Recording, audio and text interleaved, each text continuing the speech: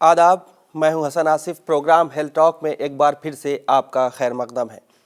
हम आपको बता दें, इसके पहले के एपिसोड्स में भी हमने आपको मुसलसल डिजीज़ यानी बीमारियों के सिलसिले से आगाही की और बताते रहे हैं, और हमारे साथ एक के बाद एक डॉक्टर आते रहे और आपको हर नई बीमारी के बारे में, जो भी इलाज था उसके बारे में बताया, मेडिसिन्स के बारे में बताया। ठीक उसी तरीक़े से आज फिर हमारे साथ मौजूद हैं बहुत ही फेमस पर्सनालिटी और बहुत ही अच्छे व्यक्तित्व के मालिक डॉक्टर राजेंद्र प्रसाद जी। आप डायरेक्टर और हेड ऑफ द डिपार्टमेंट हैं eras Lucknow medical university and hospital के, और आप इससे पहले डायरेक्टर रहे हैं वल्लभ भाई पटेल चेस्ट इंस्टीट्यूट। आप डायरेक्टर रहे institute of medical sciences Saifai, और साथ ही साथ आप हेड और प्रोफेसर रहे हैं KGMU पल्मोनरी मेडिसिन्स के। आइए सबसे पहले इस्तकबाल करते हैं, स्वागत करते हैं डॉक्टर साहब का। डॉक्टर साहब नमस्कार। नमस्कार। डॉक्टर साहब, एक सबसे बड़ी बात, अभी हाल ही में डॉक्टर BC रॉय अवार्ड से सम्मानित किए गए राष्ट्रपति के द्वारा, और आज फिर हमारे साथ डॉक्टर साहब मौजूद हैं। डॉक्टर साहब, हमारी मुसलसल आपसे बात चल रही है। इसके पहले के एपिसोड्स में आपने जो हमको नई नई बीमारियों से आगाही और कैसे उससे बचा जाए उसके बारे में बताया। तो आज हम आपसे बात करेंगे, खून जो मुंह से आ जाता है लोगों के, वो क्यों आता है और उसकी क्या वजह होती है। और हमारा सवाल भी आपसे सबसे पहला यही है कि खून आने की समस्या क्या है, मुंह से खून क्यों आता है। देखिए, ऐसा है कि खून जो है शरीर के किसी हिस्से से भी आ सकता है जी। आप जानते हैं, और ख़ासकर जब ये खून मुंह से आता है जी तो लोग अक्सर बहुत भयभीत हो जाते हैं, जी। क्योंकि जो मुंह से खून आता है तो वो दो तरह से आ सकता है। एक तो ये खून फेफड़े के जरिए आ सकता है। फेफड़े के जरिए मतलब वो खांसी आवे और उसके बाद खांसने के बाद जो है वो खून निकले, जिसको हम इंग्लिश में हीमोप्टिसिस कहते हैं। और इसी से मिलता जुलता एक दूसरा और वर्ड है, जो खून जो है वो पेट से आता है। अच्छा। यानी आंतों में कोई समस्या हो गई, आमाशय में कोई समस्या हो गई, तो वहाँ से खून आता है।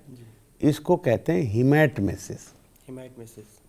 कहने का मतलब ये है कि जब मरीज हम पे आता है तो बड़ा उसको तो पता नहीं होता है कि ये फेफड़े से खून आ रहा है कि या आंतों से या पेट से खून आ रहा है। तो हम और मरीज़ बहुत वेग ही बताता है। बहुत कम मरीज़ ऐसे होते हैं जो साफ साफ में बता देंगे भाई हमको खांसी आई है उसमें ब्लड आ गया, या हमको उल्टी आई उसमें ब्लड आ गया। लेकिन हम डॉक्टर लोग सबसे पहले यही पता लगाने की कोशिश करते हैं कि इनको ये खून का जो सोर्स है वो सीने से आ रहा है या पेट से आ रहा है। अब इसके लिए हम 2-3 सवाल मरीजों से अक्सर पूछते हैं कि भाई ये जो आपका खून है, पहला सवाल तो यही होता है कि जो खून आया है वो खांसी के बाद आया है या उल्टी के बाद आया है। अगर खांसी के बाद खून आया है इसके मतलब वो खून सीने से आ रहा है। अच्छा। और अगर उल्टी के में खून आया है इसके मतलब वो खून पेट से आ रहा है। फिर जो खांसी वाला खून है वो यूजुअली क्या होता है, फ्रेश ब्लड होता है। जैसे कहीं कट जाए ना तो ताज़ा ब्लड निकलता है आपका, तो वो फ्रेश ब्लड होता है। जो उल्टी वाला होता है वो फ्रेश भी हो सकता है, लेकिन ज़्यादा समय हम लोगों ने देखा है वो क्लॉटेड ब्लड होता है, थोड़ा काला रंग का होता है। उससे भी हम अंदाज लगाते हैं। फिर और बहुत सी बातें हम पूछते हैं, भाई आपको पहले कोई सीने की बीमारी रही है, नहीं रही है, आपको कोई पेट की बीमारी तो नहीं है, पेट में दर्द, मतलब कई बातों से समझ के सबसे पहले हम डॉक्टर लोग यही पता लगाने की कोशिश करते हैं कि ये खून सीने से आ रहा है, हीमोप्टिसिस हो रही है, या पेट से आ रहा है जिसको हम हीमेटमेसिस कहते हैं। क्योंकि आप समझ चुके होंगे, सीने से खून आएगा उसकी जांचें अलग होंगी, उसकी दवा अलग होगी। पेट से खून आएगा उसकी जांच अलग होगी, उसकी दवाई अलग होगी। तो ये पहला बड़ा अहम सवाल को जो है हम डॉक्टर लोग कोशिश करते हैं। डॉक्टर साहब, ये किस डिजीज़ की तरफ आगाही करता है? देखिए, अब हम हिमायत में, हम चूँकि चेस्ट के डॉक्टर आपने कहा, तो हम ज़्यादा इंटरेस्ट इस वक्त ले रहे हैं कि जो खांसी में खून आता है। अच्छा। तो खांसी में खून जैसे मैंने वर्ड बताया आपको, हिमाप्टिसिस कहते हैं। हिमाप्टिसिस में मैंने ये भी बताया कि ताज़ा खून आता है, खांसने के बाद आता है, और ये खून आने के बहुत से कारण हो सकते हैं। जैसे पहली बात तो यही हम लोग कहते हैं, एक वर्ड होता है सूडो हिमाप्टिसिस। सूडो मतलब ऐसा लगेगा कि मुंह से खून तो आ रहा है, लेकिन वो खून फेफड़े से नहीं आ रहा। अच्छा। वो खून जो है, मान लिया जैसे मैंने किसी को दांत में कोई अल्सर है, गम्स में कोई अल्सर है, जीभ में कोई अल्सर है, तो वो भी जब थूकेगा तो उसको भी ब्लड आएगा। थ्रोट में कोई चीज़ हो गई है तो उसको भी मरीज समझता है कि ये मेरे फेफड़े से आ रहा है। अच्छा। तो हम लोग ये कहते हैं, ये अगर सोर्स ऑफ ब्लड जो है वो अपर ओरल कैविटी है, अपर रेस्पिरेटरी ट्रैक्ट है, तो वहाँ से अगर ब्लड आ रहा है तो ये ENT डिपार्टमेंट का काम है, वहाँ के लोग देखते हैं, या डेंटल डिपार्टमेंट का, जैसे किसी को अल्सर है तो उसी हिसाब से उसकी दवा हो जाती, ठीक हो जाता है। इसमें बहुत घबराने की बात नहीं। लेकिन जो मेन हिमाप्टिसिस जिसको हम कहते हैं, वो जो फेफड़े के अंदर से ब्लड आ रहा है, इसको ना अभी ऐसे वो फेफड़े की बीमारियां होंगी मैक्सिमम।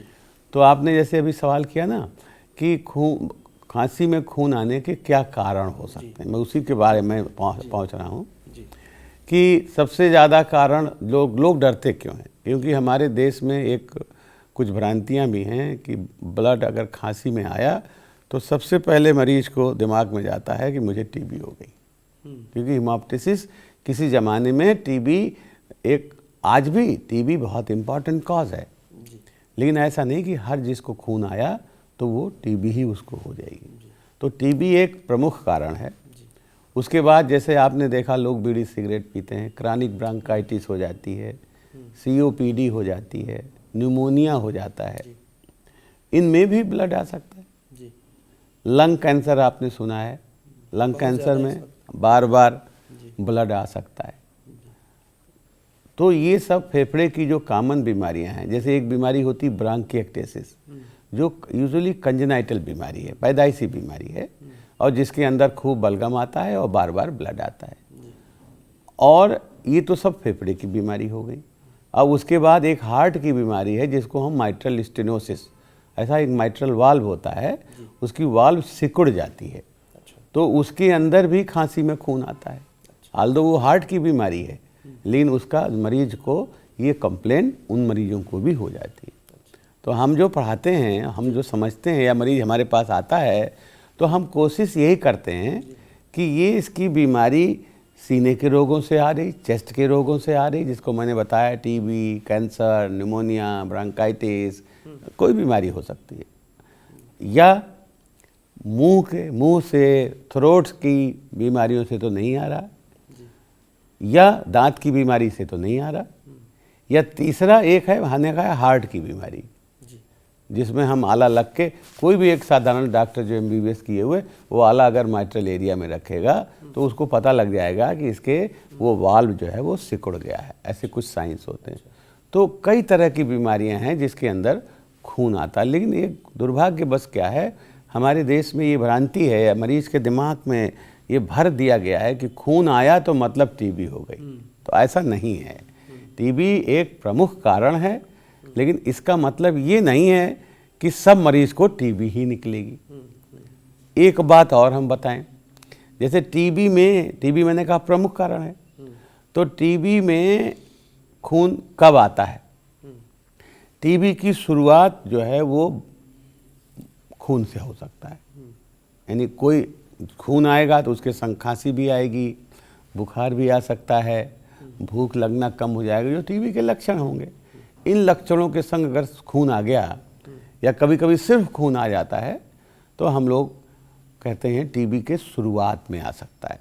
और हम अक्सर कहते हैं वो मरीज बहुत ही सौभाग्यवान होते हैं जिनको ब्लड आ जाता है शुरू में। क्योंकि ब्लड आने का मतलब, देखिए आदमी को खांसी आ रही है, बलगम आ रहा, लोग छोड़ देते हैं, नेगलेक्ट कर लेते हैं, सोचते हैं लाओ दवा लेके खा लें। लेकिन जैसे अगर ब्लड थोड़ा सा भी दिखा तो आदमी डर जाता है। तो क्या होता है, ब्लड को मैंने कहा क्यों गुड साइन है, अच्छे डॉक्टर के पास जाएगा और उसे नेगलेक्ट नहीं कर। इसलिए मैं कह रहा हूँ, अगर टीबी के मरीज को शुरू में ही ब्लड आ जाता है तो वो उसका टीबी का जो है वो डायग्नोसिस निदान बहुत जल्दी हो जाता है। डॉक्टर साहब, ये कोई लाइलाज बीमारी तो नहीं, कोई लाइलाज। दूसरा मैं बता रहा था कि एक तो शुरू में हो सकता है, एक मान लिया टीबी का इलाज करा रहा है, पहले ब्लड नहीं आया, फिर भी ब्लड आ सकता है, तो उसमें ये भी हो सकता है कि बीमारी नहीं ठीक हो रही हो, तो उसके अंदर भी ब्लड हो सकता है। तीसरा एक और है जो अक्सर लोग बहुत नहीं समझते हैं, टीबी आपकी ठीक हो गई, आपने कहा ना कि लाइलाज, टीबी बिल्कुल 100% इलाज वाली बीमारी है, और मान लिया टीबी ठीक हो गई, तो कुछ दाग स्कार बन जाता है फेफड़े के अंदर, और उसमें भी जैसे सर्दी जुकाम हुआ तो उस स्कार से जो दाग पड़ा है वहाँ से ब्लड निकल आता है। तो आपने ये समझ लिया कि टीबी जो ब्लड आता है पल्मोनरी ट्यूबरकुलोसिस में, वो शुरुआत में आ सकता है, ट्रीटमेंट के दौरान भी आ सकता है, और जब आपका ट्रीटमेंट पूरा हो गया और आप बिल्कुल सही हो गए उसके बाद भी ब्लड आ सकता है।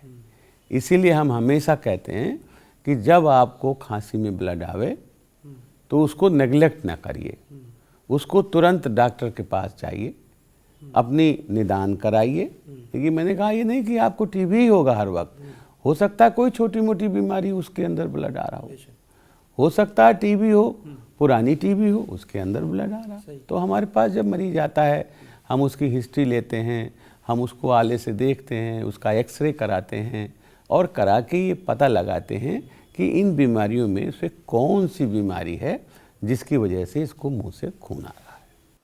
तो इसके इलाज के मतलब यही है कि इसका इलाज हम जब करें तो हमें पूरा ध्यान रखना है, ख़ास कर कि जब मुंह से खून आए या और भी कोई ऐसे सिम्टम्स हैं जिससे टीबी के बारे में पता चले, उसके बारे में भी खासकर बता दें। बिल्कुल, एकदम से वो आप मरीज नहीं बताता तो हम डॉक्टर लोग पूछते हैं, क्योंकि हमारा धर्म है भाई पता तो लगावें कि हिमोप्टिसिस एक सिम्टम है, कोई बीमारी तो हुई नहीं। डॉक्टर साहब, कुछ सीने पे भारीपन भी? हाँ, सीने पे भारीपन भी हो सकता है, बुखार भी आ सकता है, सब चीज़ें हो सकती हैं। तो जो मेरा कहना ये है कि मुंह से खून आना या हिमोप्टिसिस जिसे कहते हैं, वो एक अपने में बीमारी तो नहीं है, एक सिम्टम है। और उस जैसे खांसी आती है तो खांसी एक दूसरा सिम्टम ये है। तो हम उस सिम्टम के जरिए पहुंचने की कोशिश करते हैं कि इसका कारण क्या है। अब जब कारण पता लग जाता, अभी आपने एक सवाल किया कि इसका इलाज कैसे होता है, तो इलाज तो दो चीज़ें इलाज में हैं। एक तो ये है भाई कि जो ब्लड आ रहा है हमें उसको रोकना है, तो ब्लड रोकने का क्या इलाज हो सकता है। अगर ब्लड बहुत ज़्यादा नहीं आ रहा है या कभी कभी ज़्यादा भी आ रहा है तो हम मरीज, सबसे पहले इलाज होता है, हम फेफड़े से ब्लड आ रहा है तो फेफड़े को रेस्ट देते हैं। भाई कहीं से ब्लड आता है, मान लिया आपके हाथ कट गया तो आप क्या करते हो, अरे भाई उस पर पट्टी बांधते हो, नहीं बांधते हो। इसके मतलब जहाँ कट गया, जहाँ से ब्लड निकल रहा है उसको आप रेस्ट दे रहे हो, तो वही फेफड़े से ब्लड का रूल है। तो पहला प्रिंसिपल क्या है, ब्लड अगर मुंह से ब्लड आया, रेस्ट। होता कि अस्पताल में लोग भर्ती होते हैं, रेस्ट नहीं करते हैं तो ब्लड नहीं रुकता। कई मरीज हम पे आए, साहब ब्लड नहीं रुक रहा, वो ड्रिप भी चढ़ रही है, और जब ब्लड आएगा तो आप जानते हैं 10 लोग देखने आते हैं उसको, 10 लोग देखने आएंगे तो बात करेगा, तो ये रेस्ट तो नहीं हुआ ना। Rest means complete physical, mental, और जब लोग आते हैं तो कुछ उसके लिए लाते भी हैं, कोई फल लाया, कोई कुछ लाया, तो दिन भर खाएगा, ये भी रेस्ट नहीं हुआ। तो हम मरीज को समझाते हैं, देखो भाई जब आपको ब्लड आ रहा, दवाई तो जो हम लिखेंगे, सबसे पहले दवाई सबसे ऊपर लिखते हैं एब्सोल्यूट बेड रेस्ट, और मरीज को थोड़ा समय दे के समझाते हैं बेड रेस्ट का क्या मतलब होता है। आप दिमाग से शांत रहिए, आप ये नहीं कि दिन भर आप मुंह खोल के खा रहे हैं, उसमें खांसी आएगी, अंदर बीमारी है ही है, तो खांसी में ब्लड निकलेगा। तो इसलिए हम बेड रेस्ट पे बहुत ज़्यादा एम्फेसिस करते हैं। उसके बाद एक रेस्ट, फेफड़े को रेस्ट देना है तो दूसरा तरीका भी क्या हो सकता है, आप खांसी रोकने की दवा दे दो, कफ सप्रेसेंट जिसे कहते हैं। तो हम खांसी रोकने की दवा, खांसी नहीं आएगी तो इसके मतलब लंग को रेस्ट मिलेगा। फिर हम एक एंटीबायोटिक लिख देते हैं, क्योंकि ब्लड अंदर निकला है, blood is a good culture medium, तो हम एक प्रोफिलैक्टिक एंटीबायोटिक भी डाल देते हैं। चौथा इलाज क्या होता है, ऐसे समय में एक प्रिकॉशन, चौथा इलाज क्या होता है, बीमारी क्या निकली, जैसे मान लिया न्यूमोनिया निकली तो न्यूमोनिया का इलाज करेंगे, क्रॉनिक ब्रोंकाइटिस निकली तो उसका इलाज, टीबी निकली तो टीबी का इलाज करेंगे। और एक प्रिकॉशन और बताते हैं जिन लोगों को ब्लड आता है, ऐसे मरीजों को जब ब्लड एक्टिव आ रहा है तो इनको दौड़ाना नहीं, इनको घुमाना नहीं चाहिए, रेस्ट का बेसिक प्रिंसिपल को फॉलो करना चाहिए। अक्सर लोग कहते हैं जाओ एक्सरे करा लाओ, जाओ ये करा लाओ, तो 1-2 दिन रुक के जब ब्लड रुक जाए उसके बाद आप जांच कराइए और उसके हिसाब से दवा। तो कुछ प्रिकॉशंस भी लेते हैं जिससे कि फेफड़े पर जोर ना पड़े। और ब्लड मैं आपको बता दूं, बड़ी खुशी की बात है, आम तरीके से 4-5 दिनों में ब्लड रुक जाता है। अच्छा। बशर्ते वो रेस्ट करे। रेस्ट नहीं करेगा तो ब्लड रुकने में बहुत समय लगता है। कभी कभी ब्लड बहुत ज़्यादा निकल जाता है और हमने देखा मरीजों की डेथ हो जाती है, क्योंकि इतना सीवियर ब्लड निकलता है कि वो पूरा ट्रैक रेस्पिरेटरी का सांस लेने की नली है वो पूरा ब्लड से भर जाता है, पूरा मुंह ब्लड से भर जाता है, सांस ले ही नहीं पाता वो, और मालूम पड़ा हमने सडन डेथ देखे हैं। तो ब्लड को नेगलेक्ट नहीं करना चाहिए। अभी छोटा है, ये नहीं कि थोड़ा है तो अभी चलो कोई बात नहीं हम भूलते हैं, जब ज़्यादा आएगा तब जाएंगे। थोड़े वाले स्टेज पर दिखाना चाहिए, अच्छे डॉक्टर के पास जाना चाहिए, उसका डायग्नोसिस कराना चाहिए कि ब्लड आ क्यों रहा है और उस हिसाब से इलाज करना चाहिए। डॉक्टर साहब, इलाज के दौरान जैसे खासकर पेशेंट के लिए खान पान की मेन होता है, तो इसमें क्या खान पान होना चाहिए? देखिए, खान पान में हम लोग ये बताते हैं कि ब्लड जब आ रहा है तो उसमें ना तो बहुत गर्म चीज़ खानी चाहिए। जैसे लोग गरारा करते हैं, हम मना कर देते हैं गरारा, अरे भाई गरारा करेंगे तो ब्लड वेसल थोड़ा डायलेट हो जाएंगी और ब्लड और निकलने लगेगा। तो ना तो बहुत गर्म चीज़ खाते हैं और ना बहुत ठंडी चीज़ खाते हैं। बहुत ठंडी चीज़ खाएंगे तो भी खांसी आएगी। तो इन दोनों में खाने को हल्का खाते हैं, बार बार नहीं खाते हैं। ये नहीं कि दिन भर आप खा रहे हैं। मैंने पहले भी बता चुका हूँ कि आप जो एक बार नाश्ता कर लीजिए, दोपहर को लंच ले लीजिए, फिर शाम को चाय पी लीजिए, रात को, बस 4 बार से ज़्यादा नहीं होना चाहिए। और अगर ये सब चीज़ों का आदमी ध्यान रखता है तो आम तरीके से हमने देखा है कि ब्लड जो है 4-5 दिनों में रुक जाता है। और फिर जो रोग है उसका इलाज करते हैं और उससे उसका कम्प्लीटली वो ठीक हो जाता है। फलों वगैरह का भी सेवन करें? फ्रूट फलों का सेवन कर सकते हैं, फलों के सेवन में कोई नहीं, लेकिन वही बेसिक चीज़ है, जब 2-3 दिन शुरू में जैसे आ रहा उन दिनों थोड़ा मतलब आराम से, बहुत ज़्यादा मतलब मुंह को ना चलाएं। मुंह चलेगा, कहीं फल खा रहे हैं मान लिया और गले में फंस गया, गले में फंसने के बाद क्या आएगी? खांसी आएगी तो वो ब्लड जो, क्योंकि रोग तो अंदर है ही है। तो जब कुछ दिनों के लिए हम ये प्रिकॉशन बताते हैं, भाई अभी ज़्यादा खाने पर जोर ना दीजिए, एक नॉर्मल जैसे इंसान खाना खाता है उस तरह खाइए। जब ब्लड रुक जाए, थोड़ा फेफड़ा मजबूत हो जाए, क्योंकि जब हम दवाई भी देंगे क्यों ब्लड क्यों आ रहा, उस तरह से भी फेफड़ा मजबूत होगा, तो उसके बाद आप सब चीज़ खाइए और सब चीज़। तो डॉक्टर साहब, उस दौरान जो है डाइट में क्या ले सकता है पेशेंट? में तो मैंने खाना जैसे एक साधारण खाना होता है, कुछ भी खा सकता है, उसके लिए कोई मनाही नहीं है। बस मेन जो प्रिकॉशन वही मैंने बताया कि बहुत गर्म नहीं होना। जैसे चाय पीना है मान ली, तो चाय को ठंडा करके पिए, खाना बहुत गरम नहीं खाए, नॉर्मल टेम्परेचर पर ला दे, और मतलब बार बार नहीं खाए, बार बार मुंह का सेवन ना, मुंह ना खोले। तो वो जो निश्चित समय है 3-4 बार जिससे उसका काम चल सकता है वो खाए। और कोई चीज़ की मनाही भी नहीं है, वैसे खाने को सब चीज़ खा सकता है, लेकिन लिमिट में रह के खाए। ये हमारे बहुत खूब डॉक्टर साहब, आपने हमारे खासकर व्यूवर्स को ये भी बता दिया कि इलाज कैसे किया जाए और खान पान का ख्याल कैसे रखा जाए। अब हमारे प्रोग्राम का वक्त ख़त्म हो रहा है डॉक्टर साहब, टाइम की कमी है, तो हम चाहेंगे हमारे व्यूवर्स को खासकर एक मैसेज दे दें। देखिए, मैसेज यही है, जब मुंह से ब्लड आता है या खांसी में, खासकर हम कहेंगे खांसी में जो ब्लड आता है, जिसको हम हेमाप्टिसिस कहते हैं, इसको कभी नेगलेक्ट नहीं करना चाहिए। अगर एक बूंद भी ब्लड आया, कई मरीज आते हैं बोले साहब पहले बोले 1 बूंद ब्लड आया था तो हमने ज़्यादा ध्यान नहीं दिया, उम्र पर हमारे पास आए 2-3 महीने बाद तो हमारे ऊपर बीमारी खूब बढ़ गई। तो पहला मैसेज क्या है, वैसे तो ये हर जगह के लिए, कहीं से भी ब्लड आता है उसको नेगलेक्ट नहीं करना चाहिए।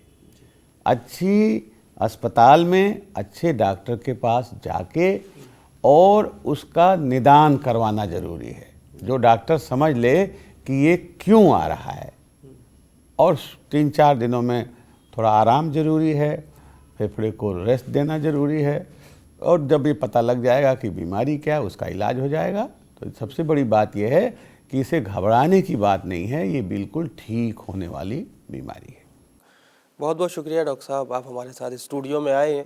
हम फिर आपसे बात करेंगे अगले एपिसोड में। हम गिल्टी के सिलसिले से बात करेंगे।